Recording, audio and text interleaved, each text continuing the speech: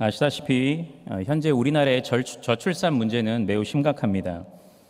통계청 자료에 의하면 최근 우리나라는 여성 한 명이 평생 동안 낳을 것으로 예상되는 평균 출생아 수, 곧 합계 출산율이 2015년 이후에 급격히 줄어들더니 2018년에 이르러서는 그 수치가 급기야 한 명 이하로 내려왔습니다.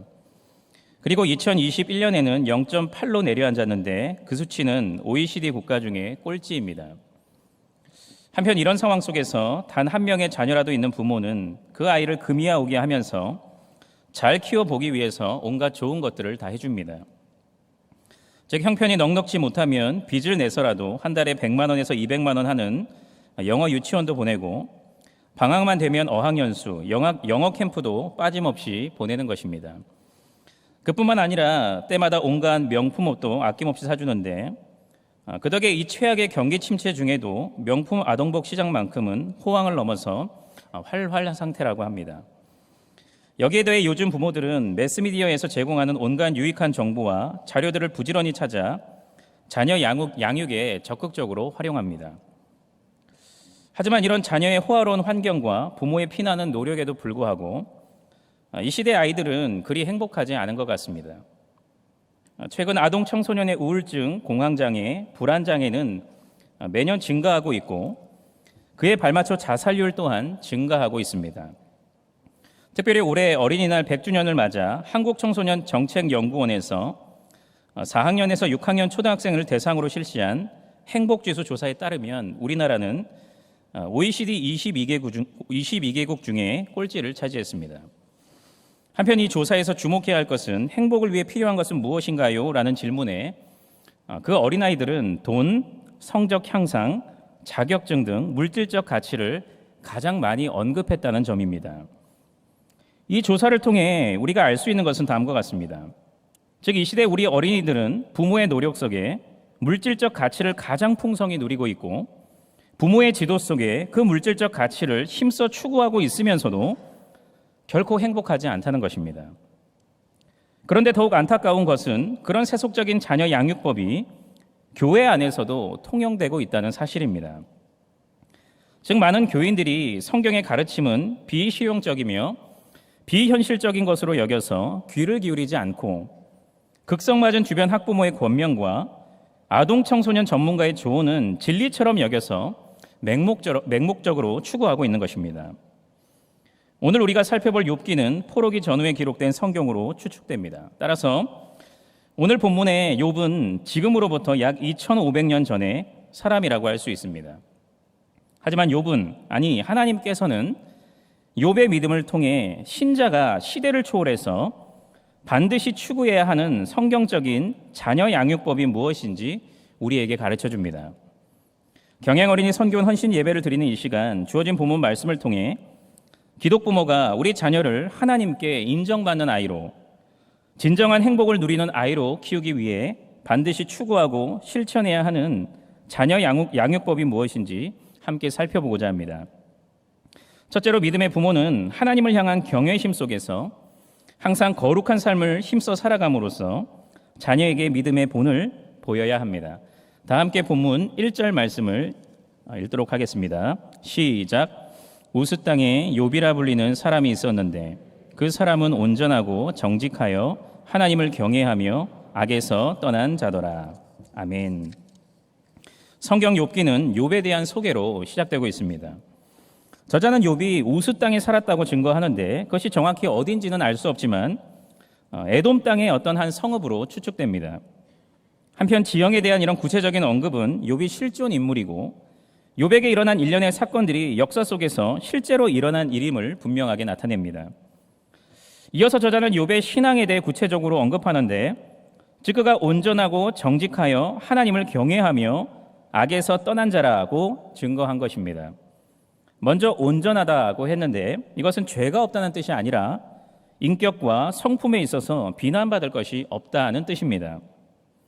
또한 정직하다고 했는데 이것은 문자적으로 곧다, 바르다라는 뜻으로서 그가 하나님의 거룩한 기준에서 벗어나지 않기 위해 더 나아가 그분 앞에서 의롭게 살기 위해 부단히 노력했다는 의미입니다. 이어서 그가 하나님을 경외했다고 했는데 이것은 그가 하나님 앞에서 늘 두렵고 떨리는 마음을 가졌다는 의미입니다. 그런데 그 경외심은 심술궂고 무자비한 독재자에 대한 공포심과는 전혀 다른 것이었습니다.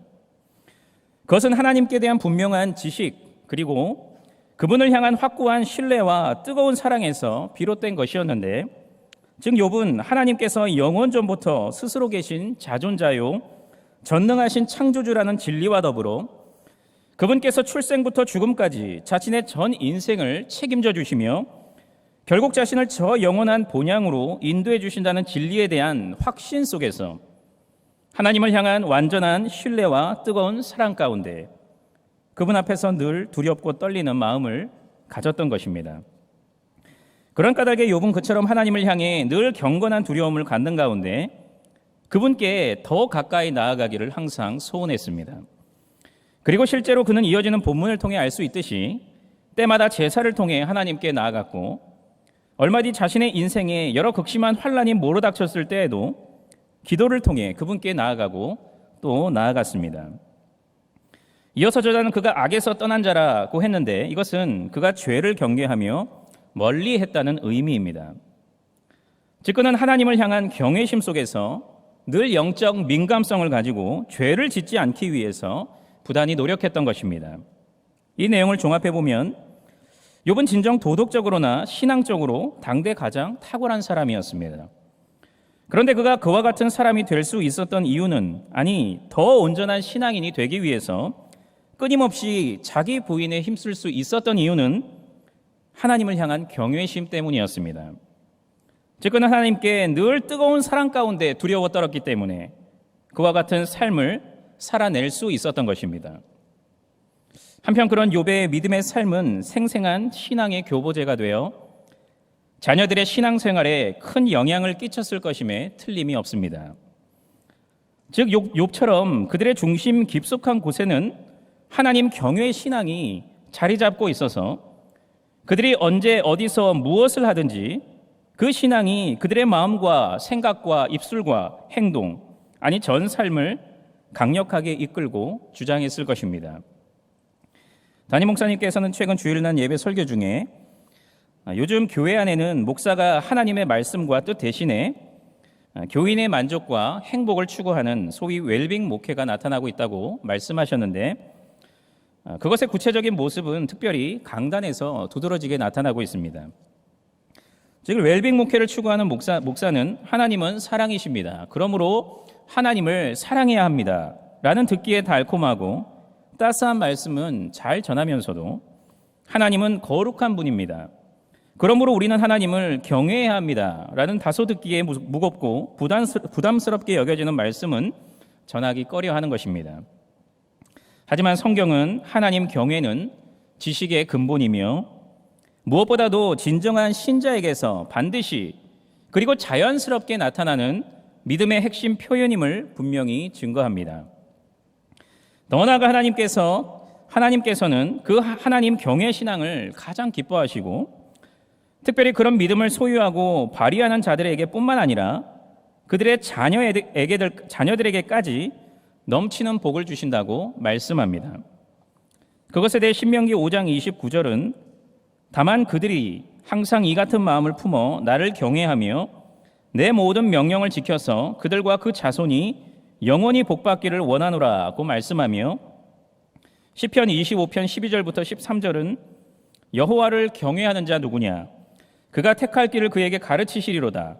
그의 영혼은 평안히 살고 그의 자손은 땅을 상속하리로다고 말씀하고 있습니다. 그런데 그것은 그와 같이 하나님의 약속인 동시에 부모가 믿음의 본을 보인 것에 대한 자연스러운 결과이기도 합니다. 즉 부모의 신앙은 한 지붕 아래에서 짧게는 20년, 길게는 3, 40년 동안 함께 사는 자녀들에게 생생한 교보제가 되어서 강력한 영향을 끼치는 것입니다. 그런 의미에서 부모가 소유한 그리고 시마다 때마다 한결같이 발휘하는 하나님 경외의 신앙은 거울이 되어서 자녀에게 밝히 비춰집니다. 그리고 그 신앙은 가랑비에 옷이 젖듯 자녀들의 심령에 스며들어 그들 역시도 하나님을 경외하는 자로 차츰차츰 세워져 갑니다. 그리고 결국 그들은 부모가 보든 안 보든, 아니 부모의 곁을 떠나서도 하나님께서 미워하시는 죄는 멀리하고 그분께서 기뻐하시는 의와 지식과 거룩을 추구하는 믿음의 대장부가 됩니다. 그러므로 경영의 부모된 성도 여러분, 자녀를 어떻게 키우고 교육해야 할까라는 물음을 던지고 그 물음에 대한 해답을 찾기 위해서 동분서주하기보다 가장 먼저 여러분 스스로가 진정으로 하나님을 경외하는 자가 되기에 힘쓰시기를 바랍니다. 그러면 하나님께서 그 믿음을 기뻐하셔서, 그리고 그 믿음의 본을 걸음 삼아서 여러분의 자녀를 하나님을 경외하는 자로 성장시키심으로써 하나님의 복을 충만히 받아 누리게 하실 것입니다. 그것의 실제적인 예가 바로 모세와 그의 부모 아므람과 요게벳 이야기가 아니겠습니까? 즉 아므람과 요게벳은 당시 애굽을 호령하던 바로 왕이 아니라 영원토록 온 세상을 다스리시는 하나님을 훨씬 더 두려워해서 바로 왕의 명령을 거역하고 하나님의 뜻대로 모세를 살려두었습니다. 이 하나님께서는 그들의 믿음을 칭찬하셨고 무엇보다도 모세에게 큰 복을 내려주셔서 그가 일평생 하나님의 인도와 보호를 받으며 그분과 긴밀하게 교제하는 가운데 그분의 위대한 구속운동에 귀하고 값지게 쓰임받는 최고의 영예와 최고의 행복을 누리게 하셨습니다. 그런데 그와 같은 하나님 경외신앙의 계승과 그에 따른 가문의 복은 지난 49년 동안 이 교회 안에서 줄기차게 일어났던 일이 아닙니까? 즉 우리는 하나님을 경외하는 할아버지의 믿음이 아버지에게, 그리고 그 믿음이 손주에게 고스란히 계승되는 것을 직접 생생히 경험하고 또한 주변에서 자주자주 보고 듣고 있는 것입니다. 이것이 바로 우리 교회가 받아 누리고 있는 가장 큰 축복 중 하나이며 모든 부모가 진정으로 꿈꾸고 추구해야 하는 가정상입니다. 2022년 남은 한 해 동안, 아니 전 인생 동안 하나님을 진정으로 경외하는 믿음을 소유하고 또한 발휘하기에 힘쓰심으로써 하나님께 영광을 올려드릴 뿐만 아니라 그 믿음의 유산을 자녀들에게 남김으로 그들을 온전한 신전 인격자요 진정한 행복자로 키우는 모든 성도님들이 되시기를 간절히 바랍니다.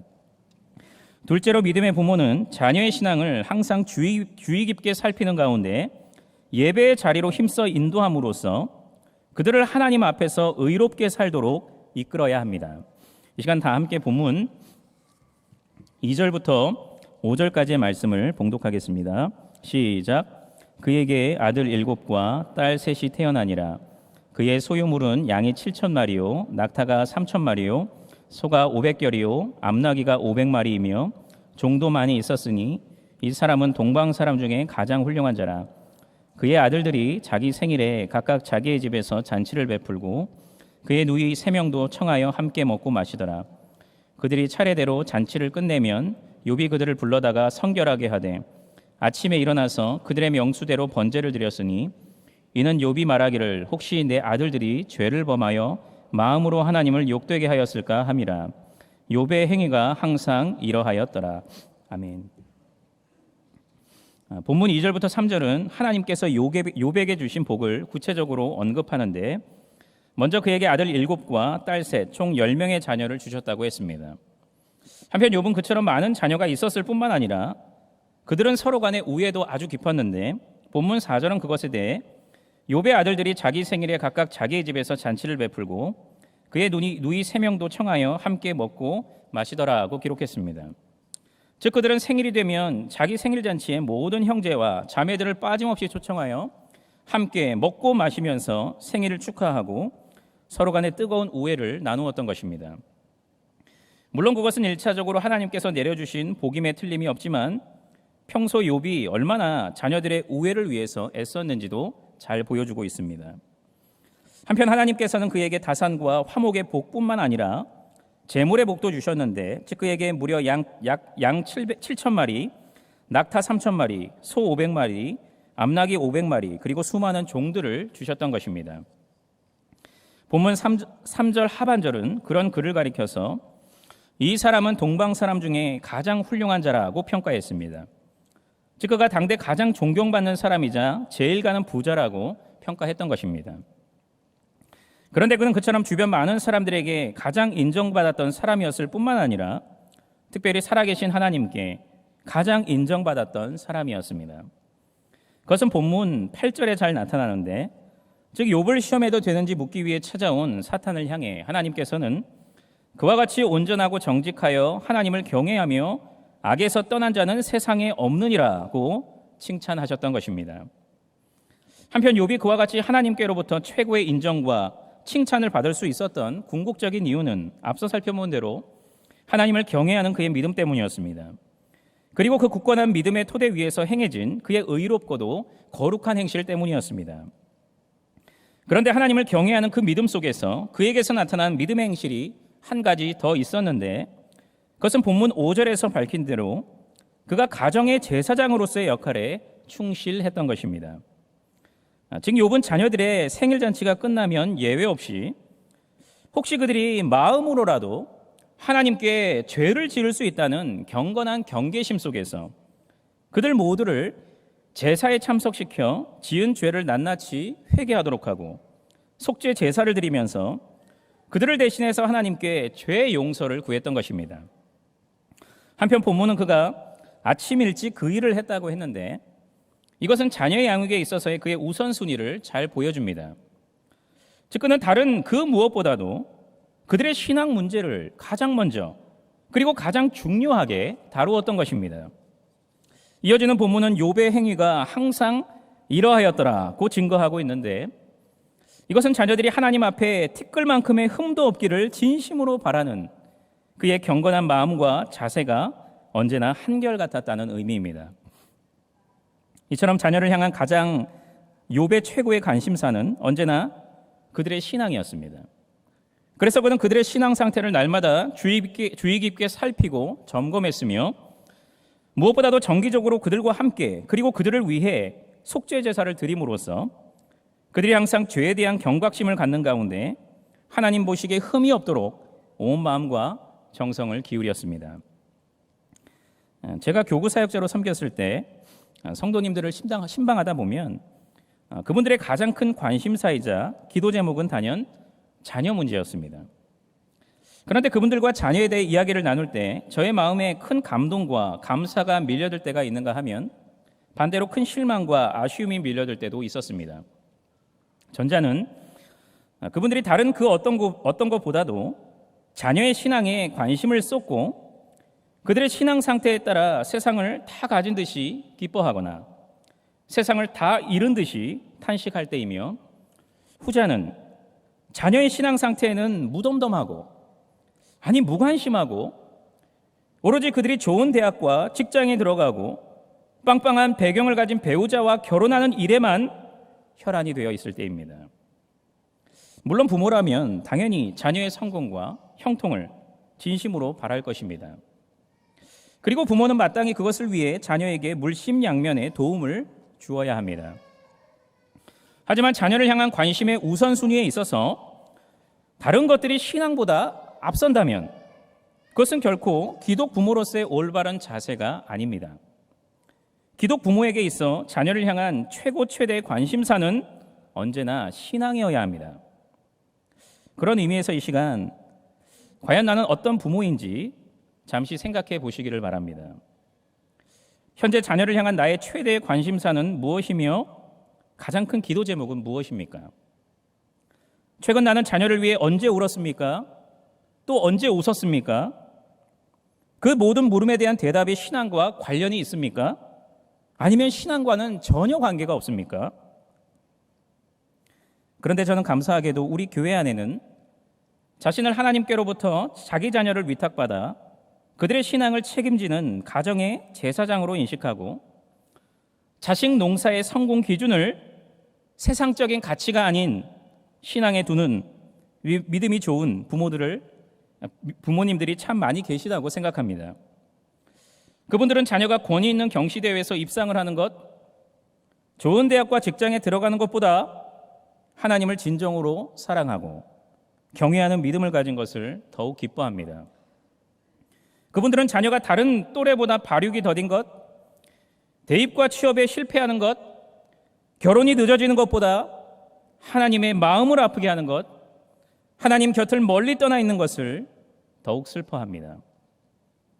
한편 그분들은 자녀들의 신앙을 회복하고 유지하며 성장시키는 최선의 방법이, 아니 유일한 방법이 예배임을 확신하기 때문에 바쁜 중에도 매주 토요일마다 자녀들을 한자리로 불러 모아 가정 예배를 드리고, 특별히 그들을 공적 예배 자리로 이끌기 위해 좋은 말로 타이르기도 하고 엄하게 꾸짖기도 하며 눈물로 호소하기도 하는 등 갖은 애를 다 씁니다.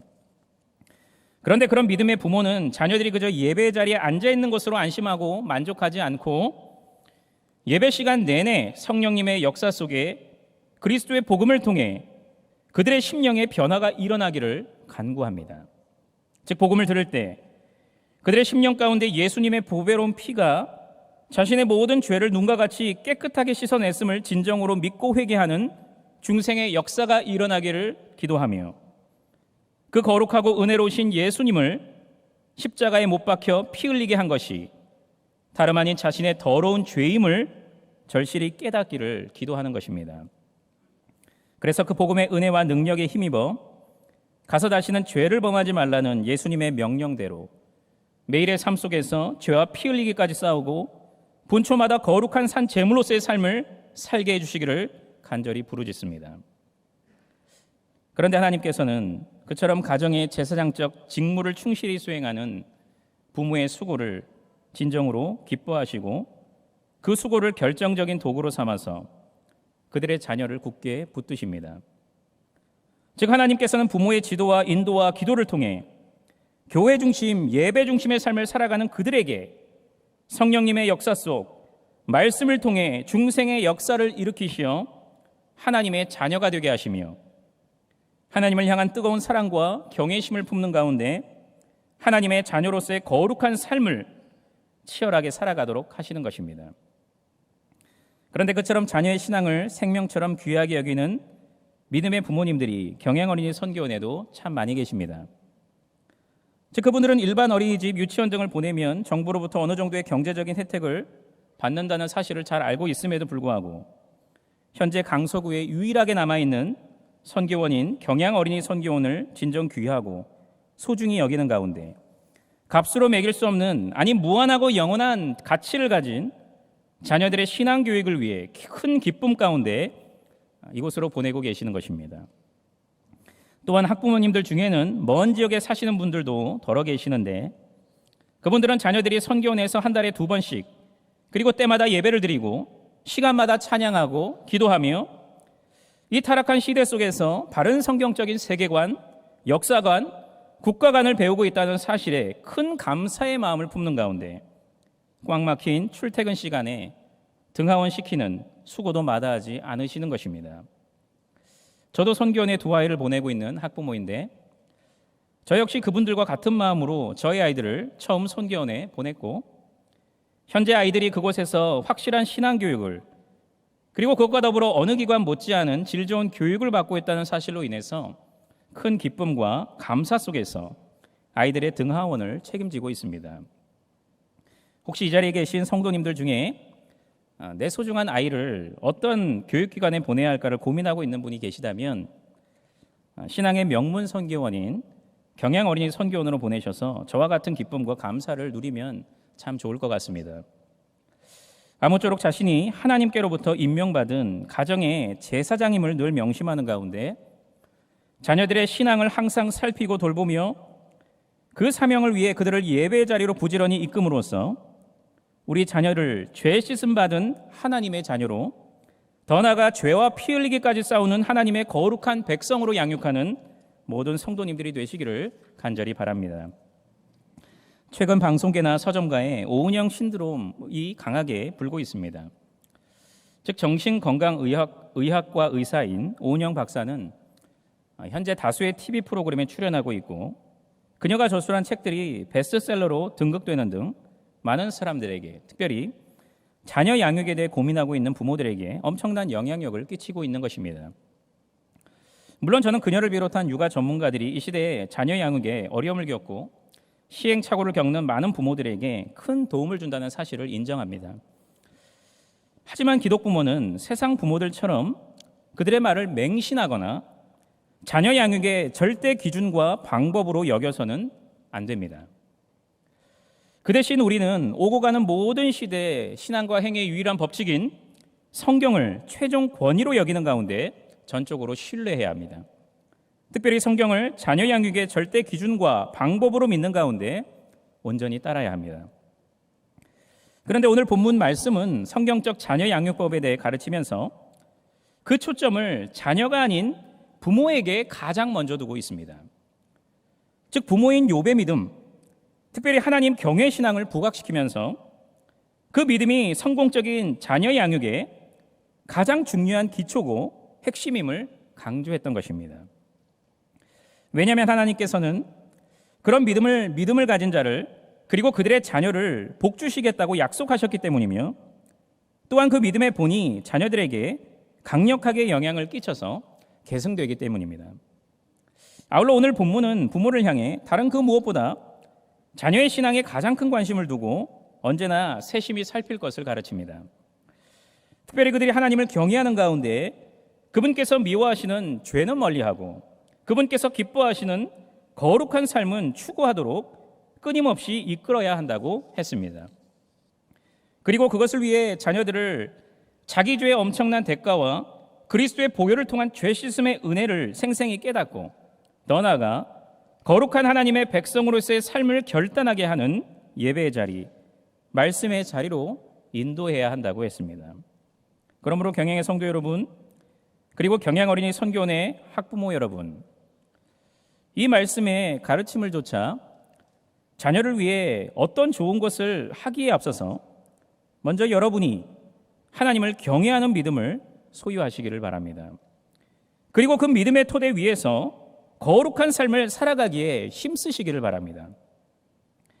또한 자녀에게 좋은 경험을 시키기 위해 그들을 이곳저곳 데리고 다니기에 앞서서 먼저 예배의 자리로 인도하시기 바랍니다. 그래서 그들로 하여금 죄 씻음의 은혜와 회개라는 인생 최고의 경험을 하도록 이끄시기를 바랍니다. 그리고 거룩한 삶을 통해 하나님과 교제하며 그분의 인도와 보호를 받는 가장 행복한 경험을 평생토록 하도록 이끄시기를 바랍니다. 그러면 하나님께서 그들과 그 자손에게 영원히 복 주시겠다고 하신 당신의 약속을 성실하게 이행하실 것입니다. 즉 여러분의 자녀는 하나님의 강권적인 인도와 보호 속에 죄 씻음의 은혜를 누리는 구원인이 되고 더 나아가 하나님을 날마다 경외하는 가운데 거룩한 삶, 헌신의 삶을 피 흘리기까지 살아내는 사명인이 될 것입니다. 그리고 결국 저 새하늘과 새 땅에서 영원히 사는 영원한 천국 백성이 될 것입니다. 하나님께서 오늘 가르쳐 주신 이 최고의 자녀 양육법을 힘써 실천함으로써 믿음의 명문가를 이루는 경행의 모든 성도님들과 경행 어린이 선교원 학부모님들이 되시기를 주님의 이름으로 간절히 축원합니다.